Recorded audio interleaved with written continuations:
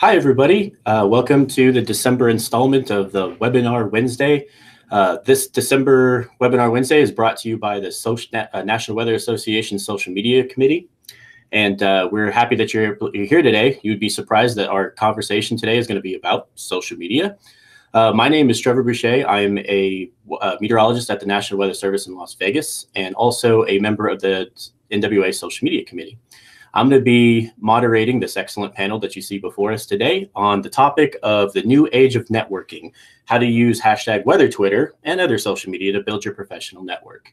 So as you see in front of us now, we have an excellent panel of pretty much the who's who of social media.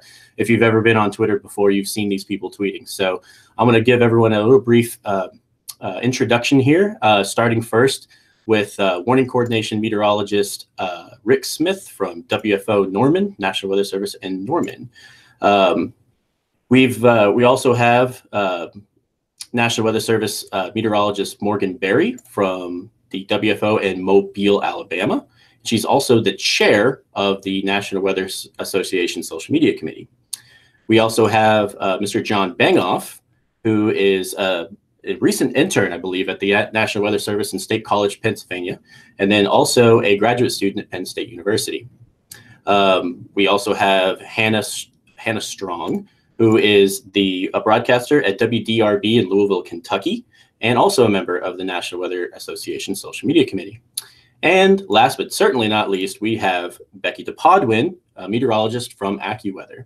So thank you guys for all being here today. I'm going to open up this discussion talking about social media and how we all use it.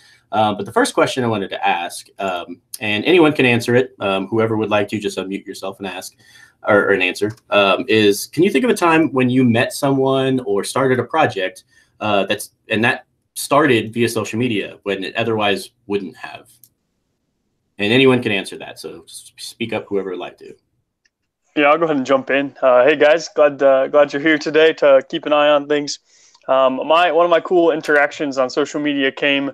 This was about a year or two ago, I guess. Really, 2 years ago. Was scrolling through social media and saw this at PGA Weatherman 1 was the handle. I was like, huh, that's interesting. Came to find out that it was Stuart Williams, one of the main meteorologists that contracts out with the PGA Tour. And so reached out to him via Twitter and then came to understand the possibility of what has come to be sort of my dream job, a chance to be able to be a meteorologist for the PGA Tour. He works for DTN. And if not for social media, I never would have come across this guy. I never would have had any idea that this position existed. And since then, I've had a chance to meet him and then a couple other meteorologists for the DTN at various PGA tournaments over the course of the past couple of years. So without social media, certainly would not have had that opportunity.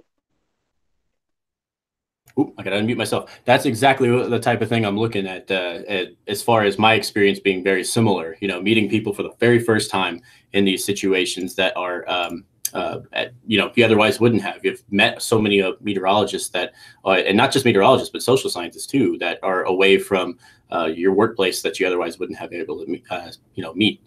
So does anybody else have a story like that or an experience from a conference, anything like that? I'll jump in. So go ahead. I am involved with several podcasts, as a lot of you probably know, and literally every single one of those connections to those podcasts has come about because of social media. The very first one was Dakota Smith, and that was through Weather Junkies and eventually through In the Elements. And because of that, we sort of got the idea going, continued the idea from Derek Snyder about the Weather Twitter meetup. And so it was fun to take all of these connections from Twitter, sometimes people that we had talked to on the podcast and interviewed for some of our series on shift working meteorologists, and then to carry those conversations into real life at the Weather Twitter meetup, both in Seattle and in Austin last year. So it was great to see those connections kind of transfer from Twitter into real life. Yeah, and I'm glad you brought up the Weather Twitter mixers because now that's pretty much a staple, I think, in both AMS and NWA conferences, that over the last few years that those mixers have been one of the most popular social events that we've had. And it gives out people an opportunity to meet these people for the first time that they otherwise have only been interacting with virtually. So really cool to see that, hey, I know you. Hey, we talked forever. It's like we know each other. I want to jump into this discussion really talking about the influence that social media has had, and then we can start talking about how you can use it to your advantage to do some professional networking in the field of meteorology. And so I'm going to first ask my first question to you, Rick, and ask you, because you had told us before that your first conference was in Reno in 1997. So that being 20 years ago, wanted to ask, in that 20 years ago in the conferences, what have you seen evolve or change as a result of social media? And like, what was it then and what is it like now? Well, when you say 20 years, it really just puts a number on it. It makes me feel old. But back in my day, we didn't have social media, but we did in 1997, the NWA conference, the first one I went to. You didn't have any way other than business cards to maybe exchange information. You didn't have, I don't know, I think Twitter and social media can be kind of an icebreaker for you at conferences to help you network, to help smooth that process. For somebody like me that's a huge introvert, sometimes it can be hard to walk up to someone and try to find something to talk about. Well, social media kind of gives you that in. A lot, like you said, a lot of times it feels like you already know the person before you even talk to them or meet them or introduce yourself to them for the first time.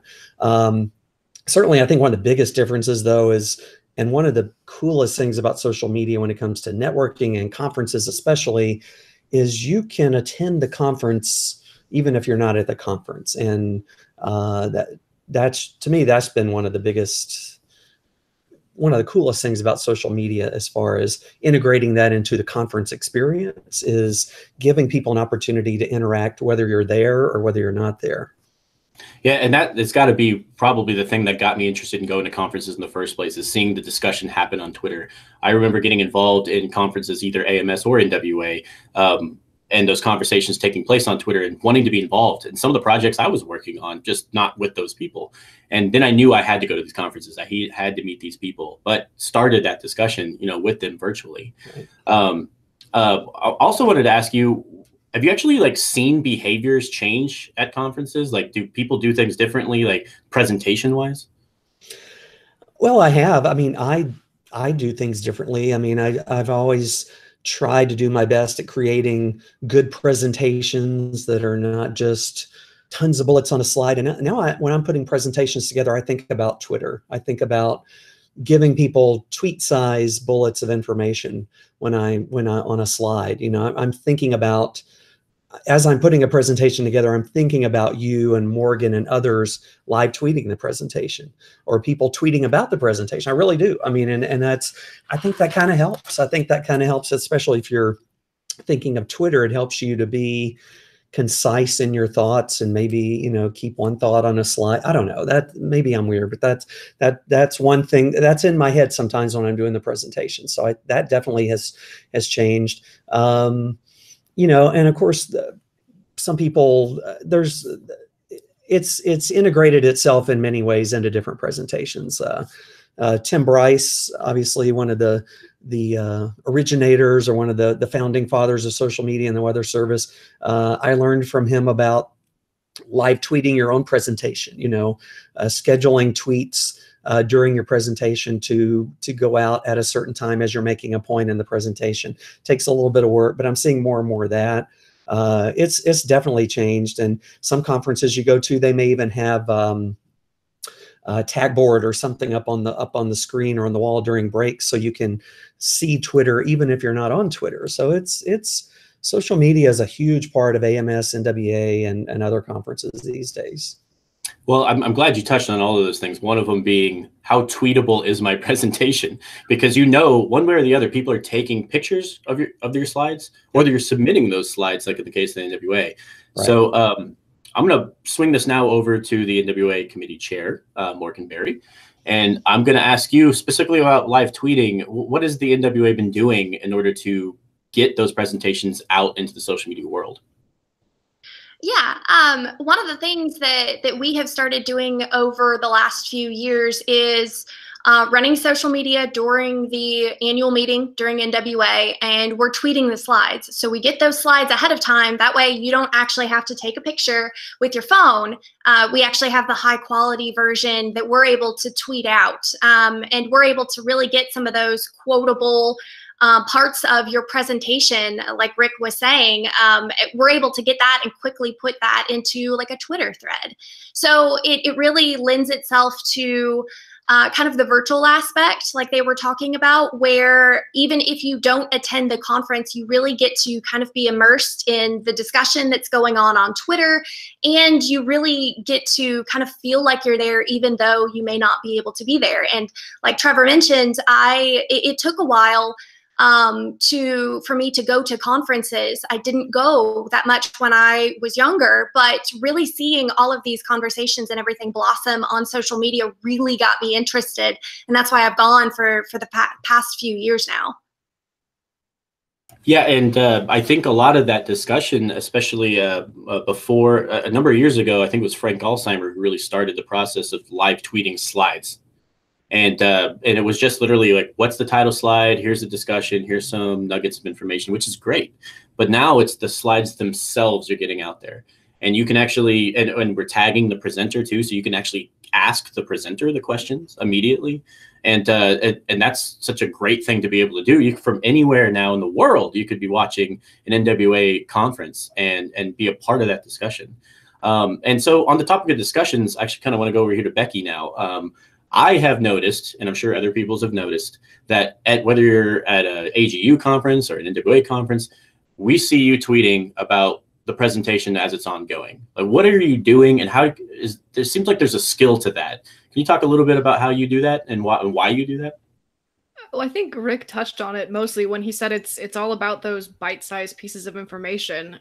So really, it's just my brain constantly trying to digest everything quickly and get it down into tweetable chunks, whether that's 140 characters or 280 now.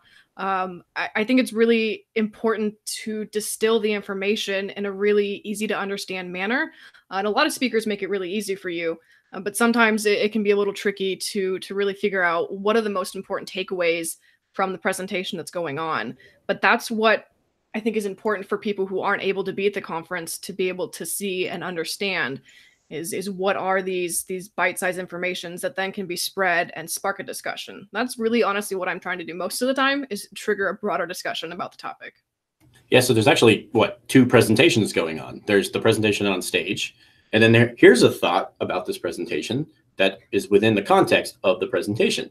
So you're having conversations not with just people outside of the conference, but people in the conference that are listening and giving you feedback as well. I have a question for you, Becky. As a result of doing that, have you had people, you're getting more followers? Are you getting more? Is that part of the networking process, is starting those discussions? Oh, absolutely. It's actually really fascinating around conference times, whether it's NWA or AMS. I often see an increase in followers because people who are following the hashtag or at the conference, either one, will see that either their work is being shared or someone that they're interested in or following, their work is being shared. And so it just sort of trickles outward, I think, in a really fascinating way. But it's a great way to make connections that isn't necessarily like walking up to someone and shaking their hand. I've made connections at a conference just by seeing tweets and then been like, oh, here you are in person. I was just seeing your tweets. Like, let's chat. And I imagine that's got to be kind of a rewarding type of thing. Would you say that your use of social media has become, part of what you like, part of your reputation at these things? Or what would you say would be like the most rewarding thing about, getting people to say, hey, you're Becky, I saw you tweeting before. Like, is that something you think about? Absolutely. Honestly, I don't think I would be where I am in the field if it weren't for social media. And it really happened organically, kind of just growing and realizing that, hey, I have things to say that people care about. And what I found is most rewarding for me that people care about is when I can connect with students about real life topics. To touch on, I guess, one example is mental health. Early in the year, I spoke on Twitter about mental health and depression and shift work and stuff like that. And it sort of had this ripple effect that eventually led to being asked to speak at the NWA conference to students back in August. And I can't tell you how amazing and terrifying that was to be talking to these students, but then to realize how meaningful and impactful that was to them, and to have an understanding that, hey, what I say on social media is making a difference and helping you be the better version of yourself, you know, as you go through this field and become a meteorologist. So connecting with students, I think, has been absolutely rewarding, and mostly Twitter helps me do that. Yeah, I imagine. I remember that presentation that you gave, and you know, I certainly thought it was very brave to do it, but you were already kind of doing that before. You were already putting yourself out there and starting those discussions. So when people were there, people were already knowing this was going to be the topic. They already knew that this is going to be real. And so I really appreciate that you bring that to these conferences, because you know, I don't know if I've seen stuff like that talked about in the way that it is now over the last few years. And maybe Rick, you had some thoughts on that too, but actually adding the work-life balance, because we know each other better. We're talking to each other every day versus once a year. And I think that's a huge benefit as a result of, you know, social media, which if it wasn't around, would we be doing it? Would we be having those conversations? It's something. Yeah, it does kind of, like you said, I mean, Becky talked about that before she ever went to the NWA, and that kind of set the stage. And it like you said it really well earlier. I mean, there's almost two presentations, or there's you could also look at it as being the pre-conference experience. You know, the conference starts before the conference. I mean, you can start the discussion before the conference ever gets there. You can promote your presentation. You can supplement your presentation. And yeah, so it's a really, really powerful tool. And yeah, I applaud Becky for what she did with that, because that really worked out well. And it's cool to see that progression where you get the recognition on social media for talking about such an important topic, and it goes from there. And we're going to just a plug. We're going to be talking a lot more about that topic and other things around that at the AMS in January. So I know this is NWA, but sorry. No, it's well, we will be. And if you're going to be there, let's keep talking about that. We certainly want to make sure that conversation continues. But we haven't heard a lot from John or Hannah yet, and I would like to segue over there, because we had talked about, and Becky had mentioned that she gets to, you know, meet young professionals now. And so we have two, Hannah, who's a young career professional, and John, who's, I mean, literally just still in school and just got his first job. So let's start with John. Actually, let's start with Hannah. Your first NWA meeting was actually this past year. So can you tell me a little bit about your experience going to that meeting, and what kind of role did social media have with that as far as your experience goes? Yeah, of course. So this was my first NWA, my first weather conference ever, actually. And I also gave a presentation while I was there. So first off, like, how do you even prepare yourself to give a talk at your first conference? I saw examples on Twitter because I was on the social media committee the year before. I had been live tweeting these talks. I had been compiling all of the tweets that come in during a day. So I had already seen examples of what this looks like. So Twitter solely prepared me for like how I should structure this, the tweetable bites that we've already talked about. All of that advice and preparation came in from Twitter.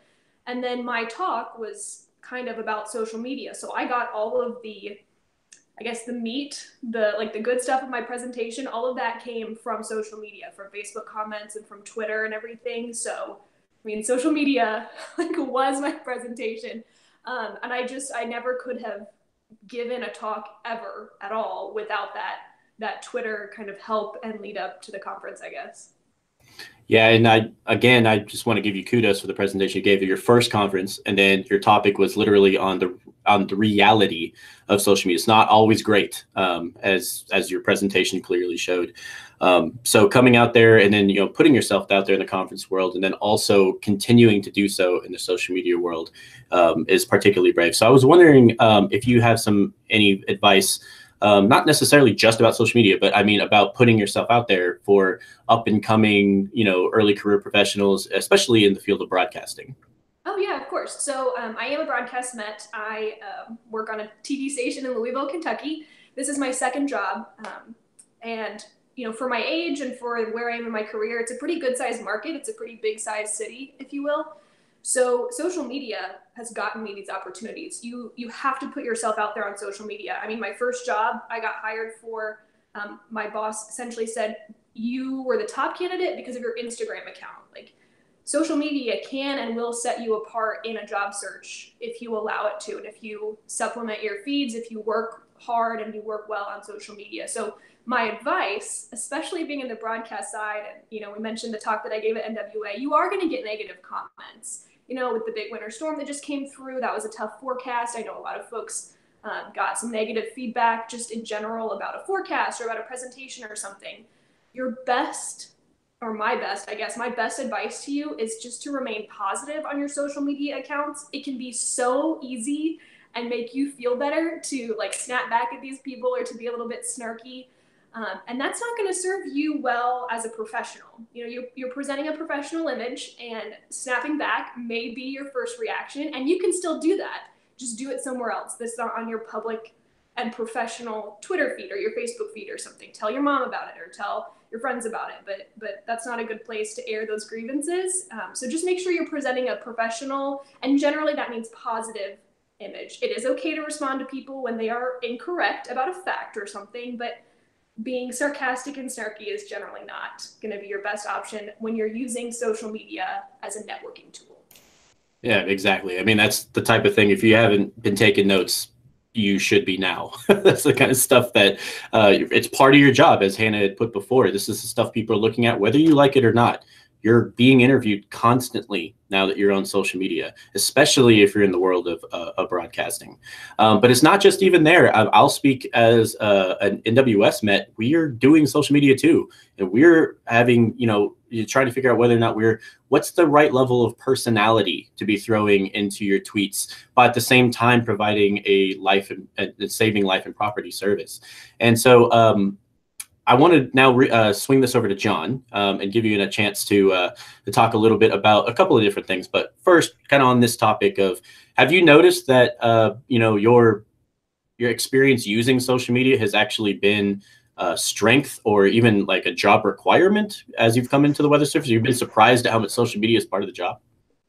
Yeah, I would say it's been vital, and in fact, probably one of my strong suits over the course of the last 7 months. I guess 7 months ago, 2 days from now, will be when I started at the Weather Service, and since then, it's been chaos. Working in central Pennsylvania, when I started, it was like, the weather's not super chaotic, but it's been the record wettest summer, record wettest fall here in State College, and there was an October 2nd tornado outbreak, and I've really seen how social media is, in my opinion, one of the most important ways that we communicate with our partners, and being able to come in with some energy and some just unique ideas. You've been able to leverage social media in a really cool way. And I think had I not had a personal Twitter account and sort of leveraged that over the course of the past several years, I certainly would not have been as well versed to be able to generate good content, but also help our other forecasters with how to do social media, make it accessible so that we can enhance our content and reach the public a whole lot better. We've increased our follower count by quite a drastic margin in the past 6 or 7 months. Certainly helps that there's been crazy weather, but also putting out compelling content has been very helpful and vital for my National Weather Service career for sure. So I'm glad you made that point, is that because you had a personal social media and you were involved in it before you even got into the professional realm, you kind of knew you had a head start on even some of your colleagues that have been in for a while. And so I'm curious, as a student, you've been involved in NWA conferences before and you've been very involved. How can students like yourself use social media to connect with the professional world before they get into it? Absolutely. That's a great question, and I could answer this a lot of different ways, but I want to just focus on a couple of things. The first thing I would recommend is get a Twitter account. You don't have to use it a whole bunch. You can use it as much or as little as you want to, but it's at least helpful to get in the conversation. I got my Twitter account back in 2014 when I went to the National Weather Association conference in Salt Lake City. And at that point, my eyes were open to all the wealth of information that's out there on Twitter. I think all of us on the panel would agree that, there's people that are going to be speaking about whatever weather's going on and probably put it way better than any of us individually could. And collectively, we want to go get relevant information about whatever's happening in the weather community or across the country or even across the globe. globe, that information is going to be available to you on Twitter. To be honest with you, when there's any sort of news going on, I pretty much go to Twitter. Don't even check, many other sources. And maybe that's not common to all people, but I would say just get a Twitter, get involved with the conversation. The other thing I would recommend is just sort of put yourself out there as you can, and target it about the people that you're connecting with. It's easy to sort of broad brush, but one of the things that I've tried to do in my social media presence is be true to myself, be honest about not only my weather career, my research in undergrad and then in grad school, my career at the National Weather Service, but also some of the personal stuff. I'm a big Atlanta Braves baseball fan, big Ohio State football fan. So being able to just be myself, be relatable. And then also don't just network for the sake of networking. I think there are intentional connections you can make.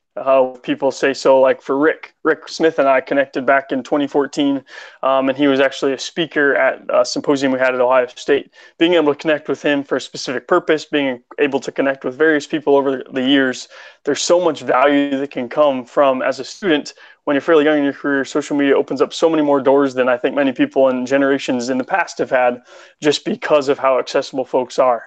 So again, a lot of information I just covered there, but those are some of the biggest points I would include.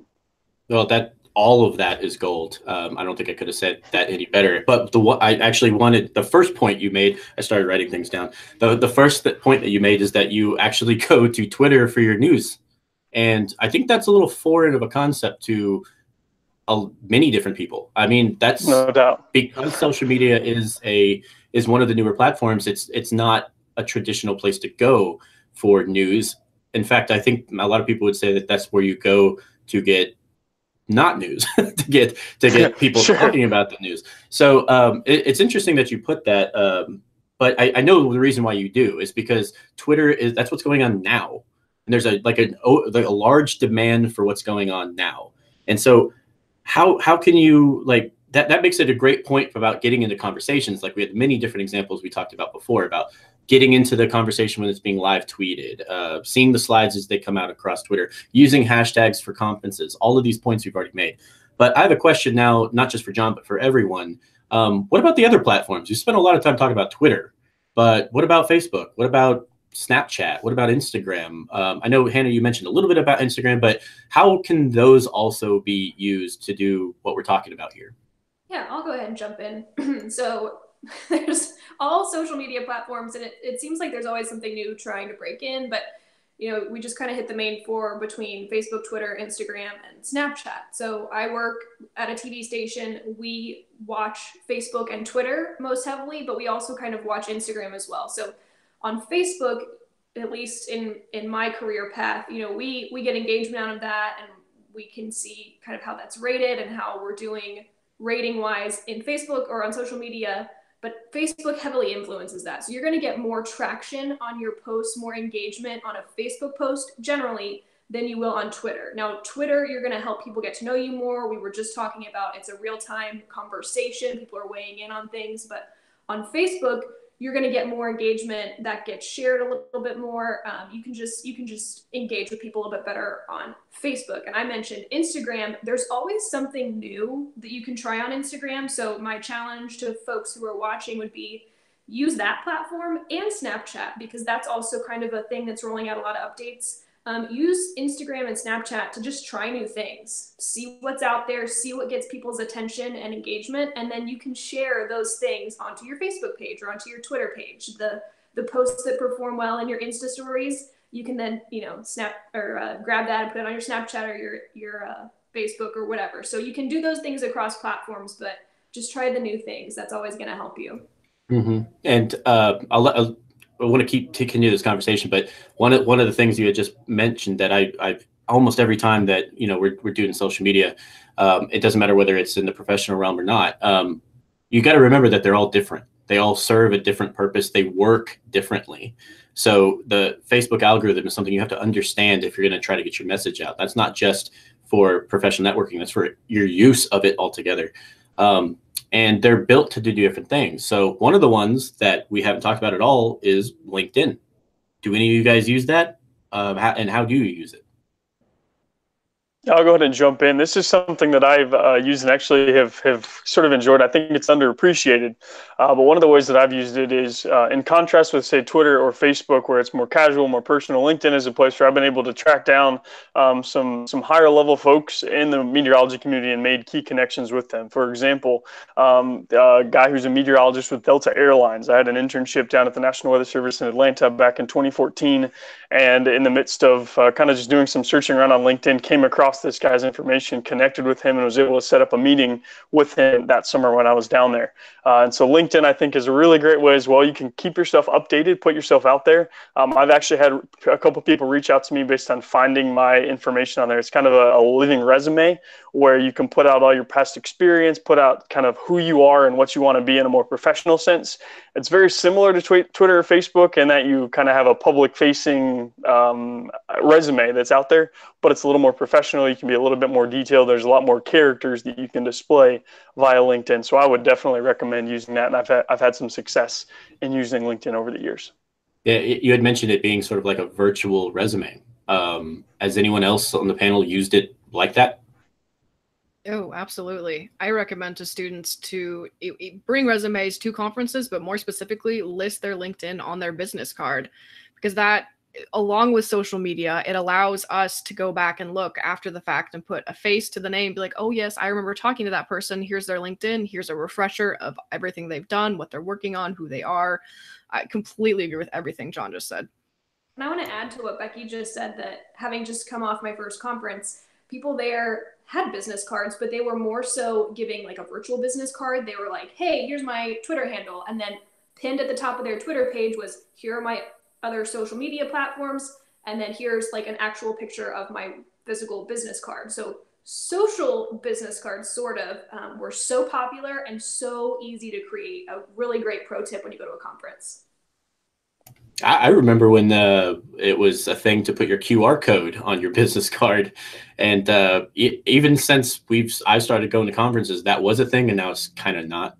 That the technologies have changed, and so yeah, it's another thing to keep on top of is the changing world of social media too. Facebook now isn't what it was 5 years ago. Twitter isn't what it was 5 years ago. So like you have to keep staying on top of the changes to know how you could better utilize them. Do any of you guys have any other thoughts on any other platforms, maybe some of the newer ones like Snapchat or anything like that, and how you could use that? Yeah, it's a little harder with Snapchat to do it, to make an argument with that being something for professional sake. But one of the examples that the NWA has actually used is we used Snapchat kind of in a unique way to kind of immerse yourself into the conference. Now we have the discussions and we have the tweeting and all that, but one of the things we've been doing with Snapchat is actually utilizing its camera feature to go around in things like WeatherFest and let you see what it would look like to be there. And there's a lot of platforms you can do videos and things like that. But Snapchat's kind of a cool way to do sort of that bite-sized version of exactly that, of being inside of it, the event that's taking place, and you get to capture, like the tidbits of the really cool stuff that you actually have to see and hear, versus they're just being text updates like something on Twitter, which is really, I think, the biggest downside of Twitter is that it is text-based, and so. Yeah, you can have discussions on there, but you don't get to really see or hear what's going on, which is one of the benefits that Snapchat can have for things like this. So we do have questions, and if you didn't know already, you can follow us along on Twitter at NWA WebWed. I should have said that at the beginning. But we also have a chat if you're watching us on YouTube Live, and there's a couple of questions that have come across, and one is from Tim Bryce. So I wanted to ask this question from Tim Bryce. He had said that social media is a great tool, but how do the panelists feel about some of the negative press that some social media platforms have been receiving as of late? And he specifies that by saying Facebook is getting a lot of bad press about unethical business practices. Do you guys have any thoughts about that, about using it as a professional networking tool? And anyone, that's for anyone.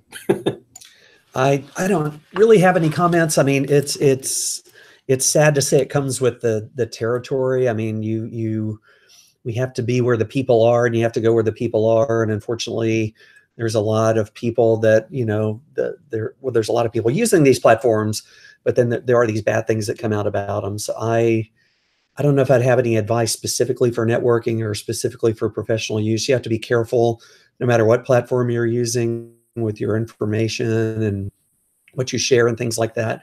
It's unfortunately, it's just part of the game, it seems like. Well, that's why it's so important to not just be like a one-trick pony, I guess, to like have a presence on all of the different platforms. You know, if something goes wrong with Facebook, because that was brought up as an example, that's why it's so important to make sure you are established and you are updating all of your platforms, especially, you know, Facebook and Twitter we've talked about pretty heavily, but we mentioned LinkedIn as well as a really good professional networking source. So keeping and updating your presence on all the accounts, on all the platforms is so important in that discussion. Anybody else? Well, we have another question. This one comes from Nathan Gidley. He says, how can we best distribute information through social media? And he also follows that up by saying, how can we clear potential confusion among the public? That's a very good question. I think one of the big things that we've all kind of already touched on is that this is why it's great to use multiple different platforms. That's the best way of distributing any sort of information to anyone. Facebook may be great sometimes, Twitter may be great during an event or for maybe a longer threaded discussion. In terms of clearing any confusion, I want to go back to Twitter. I think that's why kind of the weather Twitter community is great, because we can all amplify somebody else's message. If we're talking about one particular event or something that's going on, that's where sharing other people's information or even adding your expertise to it, that can really help with clearing up any sort of confusion. Anybody else? I'll go ahead and add as well. I think it's really important to just cater your message to be appropriate for the given social media platform. So one of the things we do with the National Weather Service and State College is differentiate between Facebook and Twitter in terms of the content you're putting out there, knowing that Facebook is something that when you post something, it's probably going to be viewed for 12, 15 hours after it's posted by people. So that's what we kind of think of as more of like a billboard. So, hey, you got an event coming up. These are some of the bigger picture details, whereas then Twitter is more of the relevant information. I think that's a really crucial way to do it because, for example, on Facebook, if you're posting a warning information or something that's very short in time scale, people are going to be seeing this 8, 10, 12 hours later. They're going to think it's irrelevant. Same thing on Twitter. Stuff on Twitter doesn't have nearly as long of a life cycle. You're not necessarily going to see that pop up in your news feed 2, 3, 4 hours later. So just being able to cater your message to the particular social media platform, I think is at the most simplest level, a very important thing to take consideration. And this topic, there's actually a little bit of discussion now going on in the chat about these topics. And another one kind of building on what we're already talking about here comes from Craig Cece. And he says, what advice do you have on dealing with amateur accounts that post fake weather? How do you do that in a professional way? And how do you basically fix that? Can it be fixed? My approach is you don't. I mean, unless there's a reason to directly interact. I mean, if you're interacting to correct something or because they want to interact with you, then maybe. But for me, interacting for the purpose of correcting them or telling them they've got it wrong or they're doing it wrong or their forecast doesn't agree with ours. My approach has been just that usually it's not that productive. I mean, to me, I think the best way to combat that is just you have to just provide an overwhelmingly reliable source of solid, authoritative information, and you just have to do it over and over and over again. And like Morgan said very well, others will amplify that. We're a community here when it comes to sharing this information, and the hope is that enough of us can drown out a lot of the amateur. Now, not all amateurs are bad. I don't want to say that, but the ones that are the small handful that are maliciously doing things or that are just bad in general, we can drown those out with a lot of solid, authoritative information. Yeah, social media is not immune. Actually, it's probably one of the more prevalent places where things like misinformation comes about. And that's not unique to the weather world. We see this in the news every day, but how to actually, and Rick and Morgan both touched on this, is we can't just ignore that they're happening, but the way to address it isn't necessarily just saying you're wrong. It's continuing to provide that information that is reliable, that having a consistent message. How many times have we mentioned that before? Consistency of message from all of our colleagues in every one of our backgrounds too. And so it can be very difficult to do that in social media because 1,000 people are shouting at one time and we have to somehow come up with one message. But if we can all do that, if we can collectively all say the same thing and try to accomplish the same goal, maybe that's a way that we can actually fight this. And so I wanted to kind of change gears here a little bit and kind of come back to actually part of the title here is #WeatherTwitter. Now, we've talked about tons of different ways about how weather Twitter can be beneficial, how it can be used to your professional advantage. But what about, is there a negative connotation that can sometimes be associated with weather Twitter? And if so, what are they? So there definitely is a negative connotation to an extent. I think oftentimes I call it infighting, because oftentimes there's bickering between various Mets, and it may not actually be bickering. It may be them just hashing out a discussion about the weather, but we have to be cognizant of how that may come across to someone in the public. And I always worry that we sometimes get caught up in that the weather Twitter is our own little bubble, but it's not. It's entirely public. Everyone can see everything that we're doing so long as our accounts are public, as most of them are. And so while we may think that we're just having a forecast discussion or talking about the weather, it may come across as, well, these two meteorologists can't agree, so why should I trust either of them? And so it's just something to keep aware of when you're discussing the weather, to make sure, as many people have already said, to do it in a professional manner, and to make sure that you're always presenting yourself in a way that's trustworthy, reliable, even while still being genuine, having fun, joking around. That's all fine. But just remember that you're always talking to the public, whether or not it seems like you are. Your tweets, your Facebook posts, if that's the case, are public and everyone can see them. Absolutely. And I want to add to that. Someone recently just said to me, as advice, when you're talking with colleagues especially, or when you're just engaging with the general public on Twitter, to stop thinking that you're superior, that you're better than whoever you're talking to, or whoever you're responding to.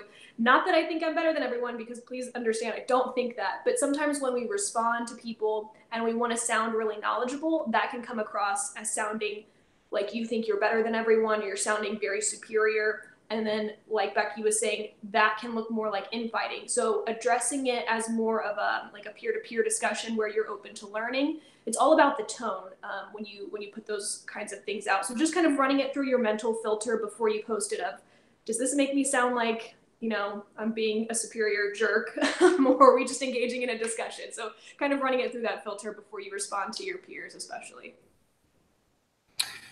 Excellent. So we're coming up on 45 minutes here, so I want to start wrapping up. I do have one final question for everybody. It's sort of a final chance to kind of share your last final thought, rather. And basically, for all the audience that's watching right now, we have 36 people watching currently live, and I think we've had quite a bit since then come and go. So for everyone that's going to be watching, what's a tip that they could take home with them that they could use for their professional, development, professional networking? What's one thing that you do that you could share with everybody else that could be helpful for them? And let's start with, you don't want to pick on first. Let's start with Morgan. Just one? Okay. In terms of just one, in terms of having a Twitter account, first off, you need a Twitter account. Like John said, even if you don't really tweet that much, even if you're just following professionals. But here's where I guess my tip kind of comes in, is don't just follow meteorologists and those that are in the similar job description that maybe you want to work one day or something like that. I don't just follow NWS meteorologists. I follow geologists and volcanologists and all sorts of other different scientists and folks from FEMA. That's where I get a lot of great information about not only ways that maybe I can tailor a project that I'm working on, or just hear what they have to say, because a lot of them, especially in the other science fields, they're going through the same things that we are in terms of communicating with the public.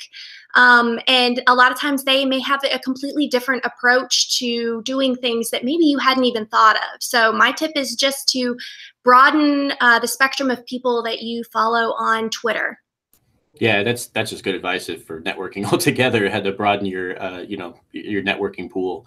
So Morgan, how would people be able to get a hold of you via social media after this talk? On Twitter, I am at Morgan Abigail, and you can also find me on Instagram. I believe it's Morgan Abigail WX. Awesome. Well, thank you for joining us today. Let's go next to John. What's your tip for everybody? So this is maybe going to be a little bit different from the take that Morgan just had, but I would say definitely leverage social media for personal, and professional gains, but don't let social media define you. I think it can be really easy, and I've even found this with working the past 6 or 7 months. That you put something out that you spend a lot of time on, you think, man, this is going to be great, it's going to launch. It doesn't, and then you start feeling disappointed, saddened, etc. Likewise, if something gets going crazy and it takes off, you start feeling really great about yourself.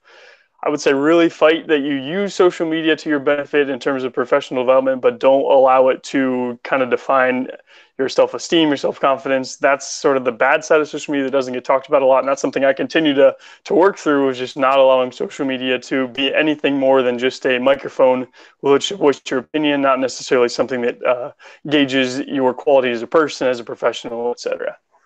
That is an excellent point. And if you weren't sure whether it was an excellent point, when you go back to watch this, look down at all of our heads nod while you're saying that. And that kind of gives you an idea of how much we all agree and can resonate with that point. So thanks, John. How can people get a hold of you after this? Yeah, so on Twitter, it's at John Banghoff. Pretty simple. I'm also on Instagram. I think it's John_Banghoff. And then feel free to friend me on Facebook as well if you'd like to. Would love to connect. Thanks so much for your time, John. Hannah, you want to go next? Sure, I will go next. So my pro tip is, before you hit post or send or whatever, run it through a filter. Whatever you have said, think about it before you actually post it. Because I am the queen of, oh, so-and-so didn't like my forecast, I'm going to write out a snarky response and I feel better already. That's not really a good approach. So anytime you want to post something, and I'm not telling you, you can never be sarcastic or post a witty GIF or whatever. You can. You can have fun on social media. But just run it through that filter first of, how is this going to be perceived? If I read this as somebody outside of this immediate conversation, what attitude do they read into this? If a future boss reads this, what does this look like? Just kind of run it through a quick filter on any platform that applies. Before you hit the send button. And because I know Trevor's going to ask me, you can find me on Facebook, Twitter, and Instagram. On Facebook, I am meteorologist Hannah Strong. On Twitter, I am at WX Strong. And then on Instagram, it's Weather Strong, spelled out. I was going to ask you that, but since you already answered the question I was going to ask, what is a GIF? You mean a GIF? No, I learned it. Call it a GIF, like that was my job. And then somebody at work the other day told me that the man who created them, he calls them GIFs. And I was like, I'm sorry, what is the world and when did this happen? So I'm trying to call them GIFs, like that's the real thing, and it's not. They're GIFs, and I'm confused. But as far as I'm concerned, GIF is peanut butter. A GIF is what you do on social media. Anyway, moving on. Hey, Becky, let's go next. So my tip and advice is to be yourself. Be genuine. Show parts of yourself that you may not think anybody cares about. I love moose. And shockingly, people really connect to that. It's weird. I don't know. But I also never thought I'd be talking about mental health and depression on social media. And holy cow, people really connected to that too. I really never in a million years thought that I would be so honest and open about things that are very personal. But it's helped make connections and help people trust me as a meteorologist, as a mentor. And it helps you be human. And as we've said, be trustworthy. You can't expect people to trust you as a meteorologist unless they feel like they know you as a person. So that's my tip and advice, is to don't be afraid to put yourself out there and be silly and be weird. We're all weird. It's okay. Just be genuine. And because Trevor's going to ask, You can find me on Twitter, WX_Bex. Instagram is WXBex without the underscore. And Facebook is Becky D. Podwin. You can search for me. I'm the only one. All right. Thank you, Becky, for being here. Appreciate it. And last but not least, Rick, what's your final thought? Man, can I just give the answer? Everybody else took my answer, but no, actually my answer is kind of a combination of what a lot of people have said. I mean, you're talking about professional networking. Well, being a professional, and really one of the most challenging things is finding that balance of what Becky just said, to be yourself, have a personality. Don't just be a talking robot, talking in all capital letters, be a person, but at the same time, you've got to balance that with being a professional. I mean, you are conveying a professional image. My personal Twitter account, I don't consider it to be personal. People know where I work. So I'm a representative of the Weather Service, no matter what I'm talking about, whether it's, I don't know, whatever it is. And so you have to consider that. You can't let that put a complete damper, but it really is a challenge to balance that. And I just want to second what Hannah said too. We had a big winter weather event last week, and I can't tell you in the dozens of times, probably how many times I responded to a tweet or a Facebook post, sat there and looked at it for 10 seconds and then erased it. It made me feel a little bit better just to type it out, but it made me feel much better to know that I didn't send that. If we're being professional, you got to be professional all the way around. Have fun, be yourself, have a personality. People want to follow people, not robots. But you have to convey that professional demeanor, attitude out there too. It can be tough to find that balance. And don't forget, what's the follow-up question? Oh yeah, on Twitter. How could I forget? On Twitter and Instagram, I'm at OUNWCM. So I hope you'll check me out. Thanks so much, Rick. I appreciate it. And also, if you want to follow the NWA, our Twitter account is just simply at NWAS. And on Instagram and Snapchat, it's at NWA_org. So keep an eye on that. And I'm sorry, it's NWAS.org. I knew that. Sorry, Morgan. But if you want to follow the NWA, that's how you can do so. But that's going to wrap up our discussion today. So I want to thank the panelists one more time for being here and taking your time to share with us some of your wisdom about social media.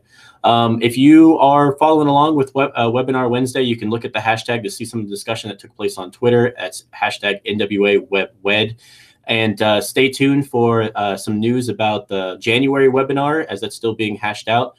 Keep an eye on the webpage at nwas.org for more information on that. So thank you for joining us today, and we will see you next month.